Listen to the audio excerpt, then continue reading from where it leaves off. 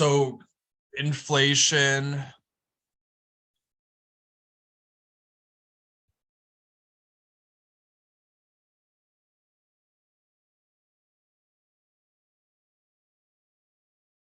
So CPI is a good way to calculate inflation. So CPI, it shows the prices of goods in a basket. So this is the way they usually calculate inflation. So in this case, if the total price of basket of goods is 40,000 in 2018, and then in 2019 the same basket of goods it costs $44,000, the increase in the price level is 10%. So how you would do that is you would do 44,000 minus 40,000, and then you divide by 40,000, and then you get 4,000 divided by 40,000, then that would be just 10%. So that would be 0.10. That's the same as 10%.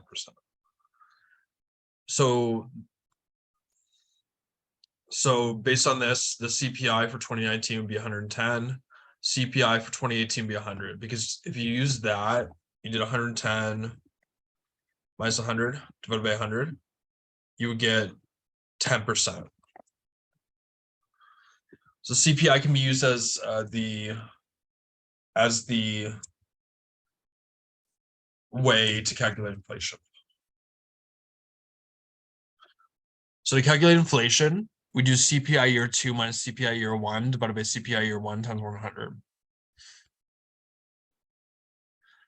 So here, 110 minus 100 divided by 100 equals 10%. How much inflation occurred in 2018 if the CPI index for the following price levels? 2018 CPI is 130 and 2017 CPI is 120. So what would be inflation if you use this formula? So anyone can volunteer to do this one.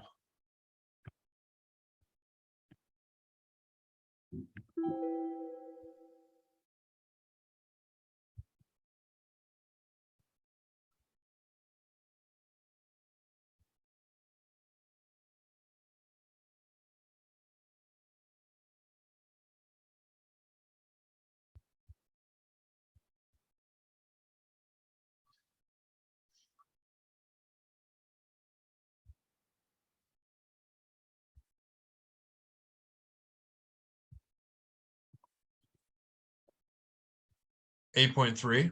Okay, 8.3. So 130 minus 120 divided by 120 equals, I'm just going to double check this. So that would be 10 divided by 120. So yeah, that would be 8.3%. Great job, everyone. Excellent work, everyone. And then expressing the CPI in this format allows inflation over more than one period to also be measured. So if you're going to do the inflation for this, what would you do to calculate that?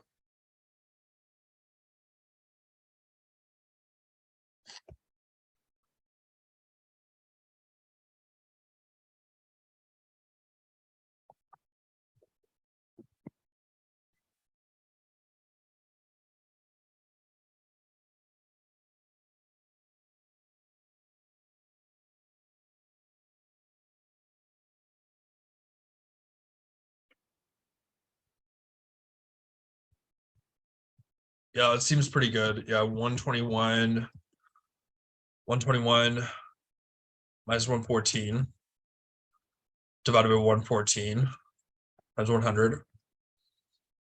That would be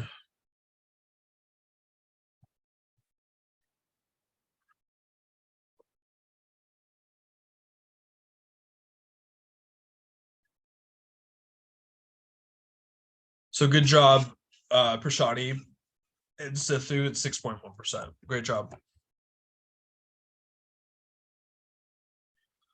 So then using the CPI as a GDP deflator, CPI can be used as GDP deflator in this formula right here. So using the CPI as a GDP deflator, calculate the real GDP for 2017 and 2018, and then calculate the real GDP growth rate for 2018. So what would be real GDP for 2017 here? In 2017.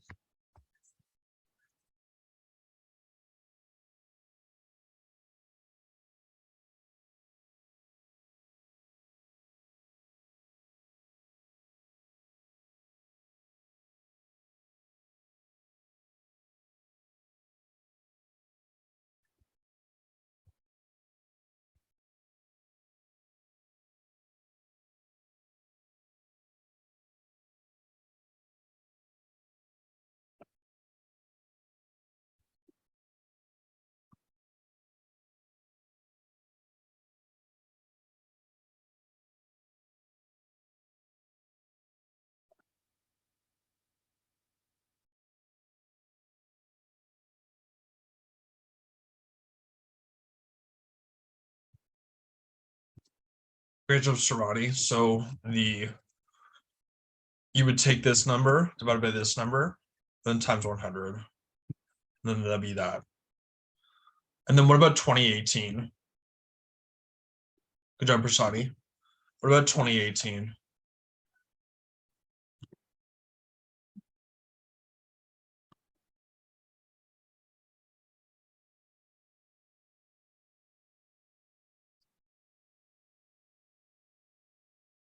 Yes, good job, Prashani. So 921. Yeah, so Prashani got that. Good job. This is how you calculate it here.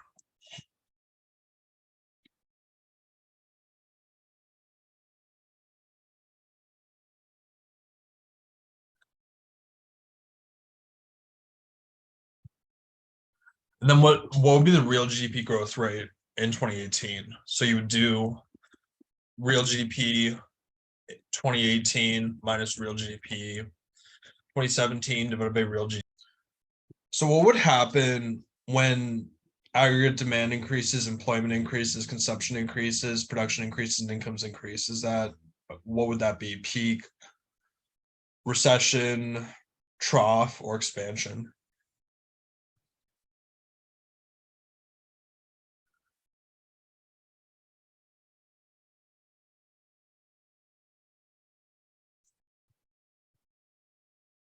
Peak.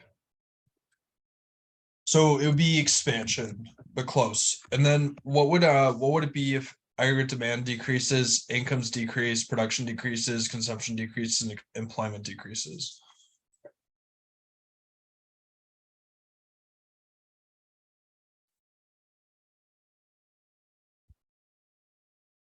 Recession. Good job. Recession slash contraction. Good job, everyone.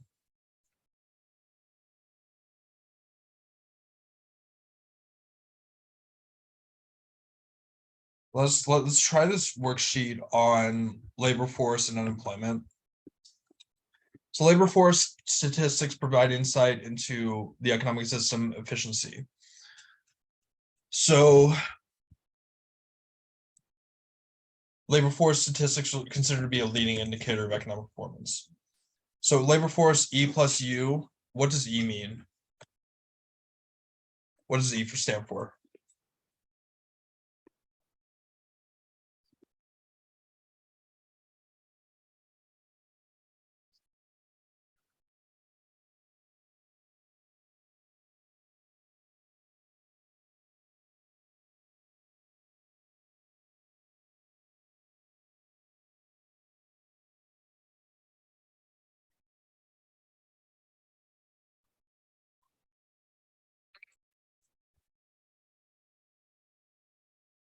Good try. So employed. And then what does U stand for?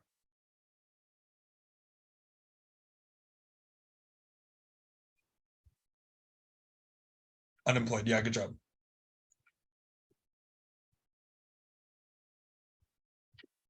Yeah, I'll have to bring that up 1 second.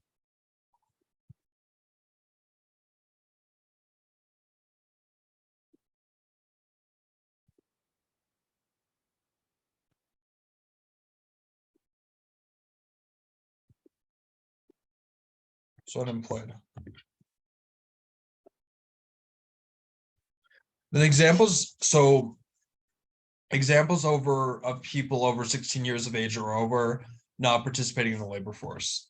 What would be examples of that? Like, why would they not be in the labor force?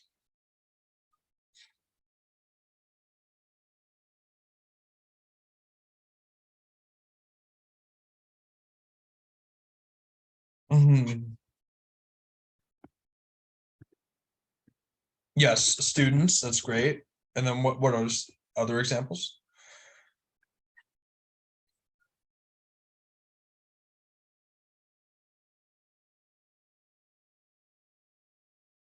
Retired, that's great. What else?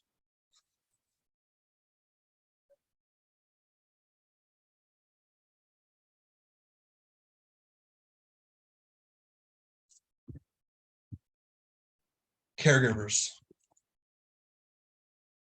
Illness could count too. Also, yeah, disabled prisoners would be under that also. So yeah, any of these people would be under that on this list. Yeah, so students, retired, caregivers, illness, disabled, prisoners. So anyone that's in those categories would be on that list.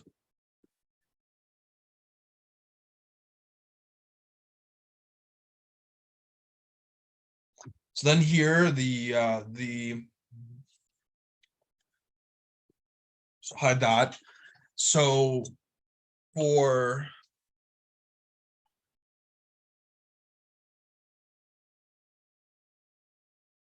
I'll actually bring that back. So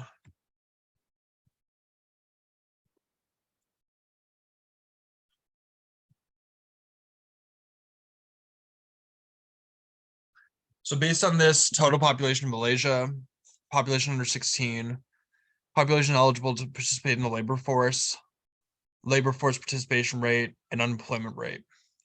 What would be the the amount of unemployed people based on this data?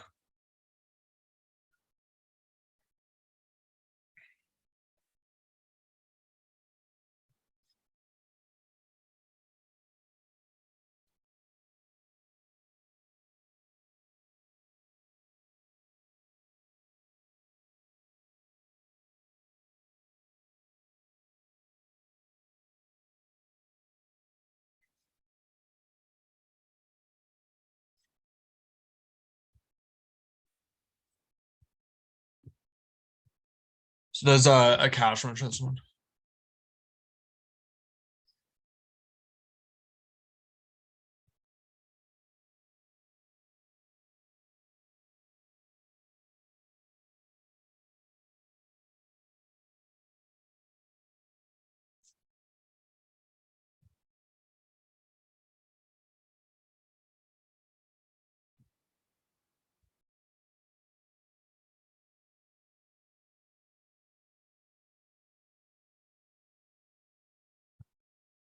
So you'd have to do labor force participation rate times unemployment rate times population eligible to participate in the labor force. So does someone want to try doing that? So taking these numbers, multiplying them together.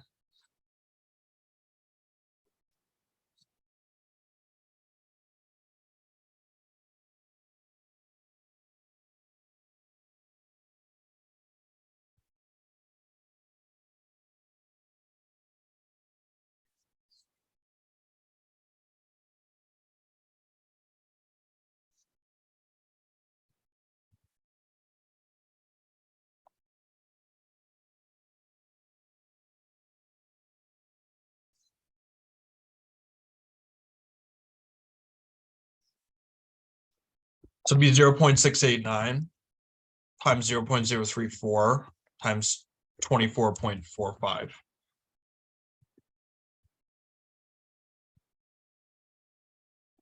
So 24.45 million.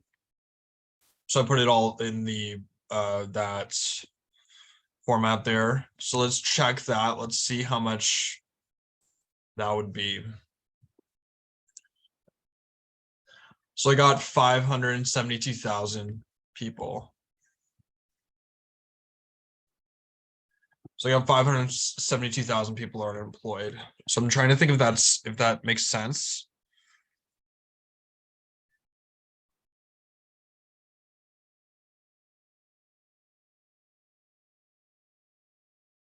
I'll just make sure that makes sense.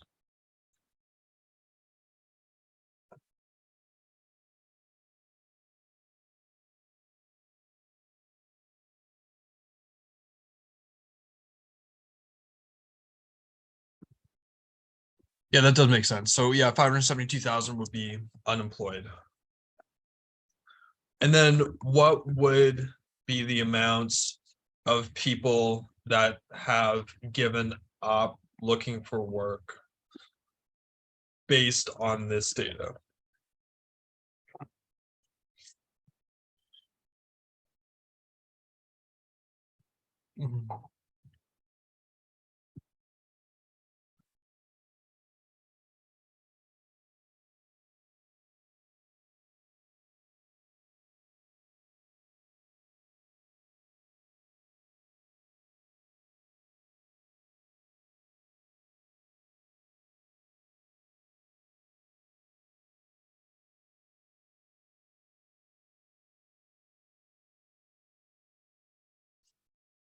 So we would take this number. We'd have to use these two numbers here. So take these numbers. And then we would do 24.45 million times 1 minus 0.689.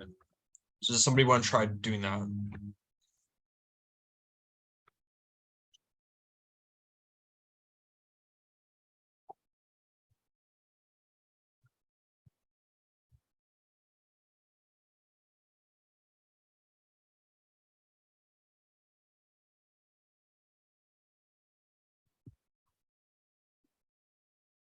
So 7.6, okay. So I'll try it too.